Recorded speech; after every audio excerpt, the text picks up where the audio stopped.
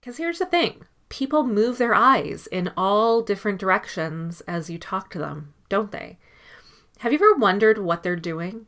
When you talk to a person and their eyes are moving all over the place, have you ever wondered, what are they doing when they do that?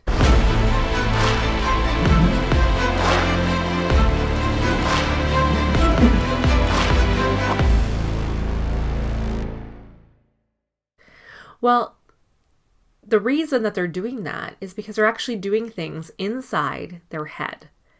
Now, this particular eye pattern chart in front of you on the screen and also in your manual on page 23, this is a normally organized person as you look at them.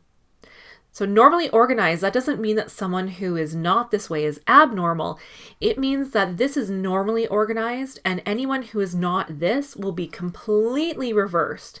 They will be the exact opposite of what you see here. So actually, let me bring these up on the screen. There we go. So this is a normally organized person as you look at them, and anyone who is not this will be the exact opposite. This screen will be completely reversed. In fact, if you print out your eye pattern chart on page 23, you could just turn it around and hold it to the light, and you will see someone who's completely reversed organized. Now, normally organized, that means the majority of people. And it's roughly about 80% of people in North America will be normally organized. They will look exactly like this eye pattern chart. And the other 20% are completely reversed.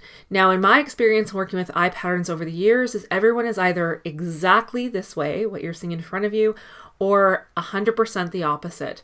There are no exceptions to that. They are either normally organized or reversed organized. There are some exceptions within eye patterns, but everyone will either be one of these two, normally organized or reversed organized. So let's talk about eye patterns. If you've watched people for a while, perhaps you've seen them moving their eyes in certain directions. And a person might have said to you, yeah, I can really see that. And they might have moved their eyes up as you look at the person. They might have moved their eyes up and to the right as you look at the person and said, yeah, I have a clear picture of that. Now, maybe they moved their eyes horizontally to the right as you look at them and said, that doesn't sound right to me. Or they might have moved their eyes, somebody might have said to you, I just don't get a feeling for that, as their eyes look down and to the left as you look at them. So these eye patterns are really quite useful because it gives us an idea of what's going on inside someone's head. So let's look at page 23 now. Now, on the left-hand side of your eye pattern chart, this is constructed for the most part. So these are things that they have not seen before and they are creating in their mind. And on the right-hand side of the eye pattern chart, these are recalled. So these are things that a person has seen or heard before and they're recalling it again. So at the top, we have visual construct and visual recall. Visual construct is on the left as you look at the person, and visual recall is on the right as you look at the person. Now, what's really handy about this to make it easy for you to remember, which I would memorize this chart, is that's in alphabetical order. So we start with C on the left, visual construct, and move to visual recall on the right. So it's easy to memorize if you think about it in alphabetical order. Unless the person is reversed organized, in which case it would be the exact opposite of this. Now, it's important to realize that eye pattern charts are made for other people. So this is what you are seeing when you look at the person. If we try to take the eye pattern chart and put it onto ourselves, I've seen students get very confused on which side is which. Always use the eye pattern chart on other people, not on self, because then it becomes confusing. So this is a person as you're looking at them, someone who's normally organized as you look at them. And there's a high percentage of people who will be normally organized. And there is a relationship between this and right-handedness. Now, there are exceptions to that, but generally speaking, someone who is right-handed will typically be normally organized, and someone who is left-handed will typically be reversed organized. That said, I have met people who are left-handed and normally organized, and I've met people who are right-handed and reversed organized. There are exceptions to that. It's a generalization, though, that you can use. If you meet someone and you notice that they're left-handed, you could safely assume that they're probably reversed organized until you know otherwise. Alternatively, when you meet someone who's right-handed, you could assume that they're normally organized until you know that they're reversed organized. Now, if we look down at the bottom, on the left-hand side, as you look at the person, is kinesthetic. And on the right-hand side, as you look at the person, is auditory digital. Kinesthetic is their feelings. That's their internal feelings. And auditory digital is self-talk. Now, what's interesting, I think that you know enough about NLP at this point that you're beginning to see some things, and you're beginning to see things that even if you had seen them, you didn't notice. So you're beginning to see things now that you hadn't realized that you were seeing before. And I think that, some of you are probably surprised to discover that you can actually hear tones of voice and begin to match them. And I think that you could certainly get into rapport with people using that. So as we go through the eye patterns, it's extremely useful for knowing what is a person doing inside their heads. So for example, say a person looks up to visual as you talk to them. Maybe their eyes go up and to the right as you look at them into visual recall. You could say to them, "Do you see what I mean?" And if you're talking to them and they move their eyes horizontally, you could say to them, "Do you hear what I'm saying?" Or if someone looks down to the left as you look at them, you could say, "Does that feel right?" Or if their eyes move down and to the right as you look at them, you could say to them, "Does that make sense to you?" So having learned how to watch the eyes, you can begin to match the predicates that you learned previously to the eye patterns, and now you have a broader range of behavior available to you as you'll discover greater and greater flexibility within your communication.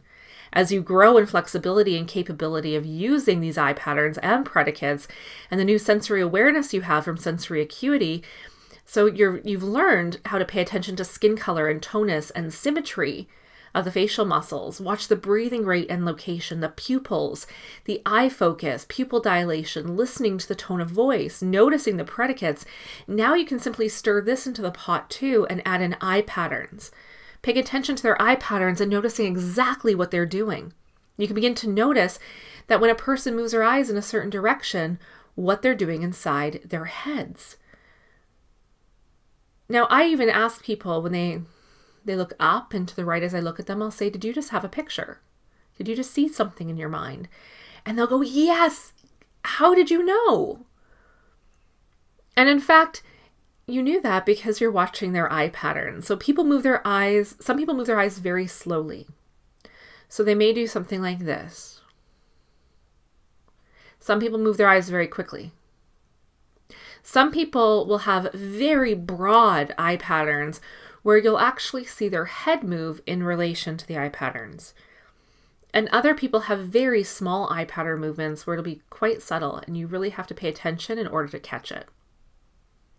I've seen people who close their eyes when they move them in a certain direction, and you can still read the eye patterns by watching the eyeballs move underneath their eyelids.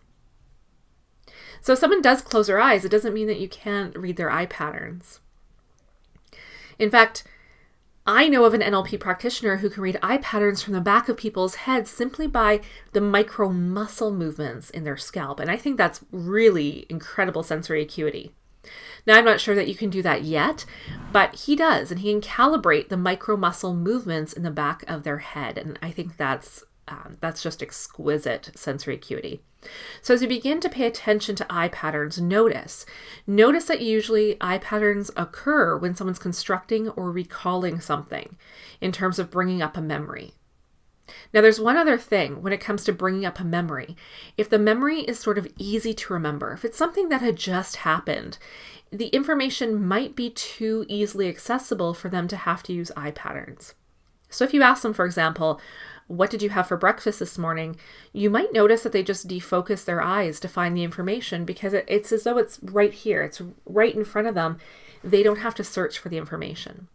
So the best questions to use in terms of accessing someone's eye patterns would be information that they would have to search for, something they have to think about. So if someone simply defocuses their eyes, it doesn't mean that they're not doing it. It means that the information is very easily accessible to them. It's like it's right out in front. Now, the first thing I think we want to do when we use eye patterns is to discover if a person is normally organized or reversed organized. So you want to discover whether a person is normally organized or reversed organized. Someone who is normally organized will look exactly like what you're seeing on the screen and on page 23. Here's a tip-off, by the way. One thing that you can look at is which wrist do they wear their watch on. A person who's normally organized will typically wear their watch where it's in auditory digital, because that's a place where it makes the most sense to read that kind of information and to process it. Someone who is reversed organized will typically have their watch on their right hand because that's where it would be most easily understood for them.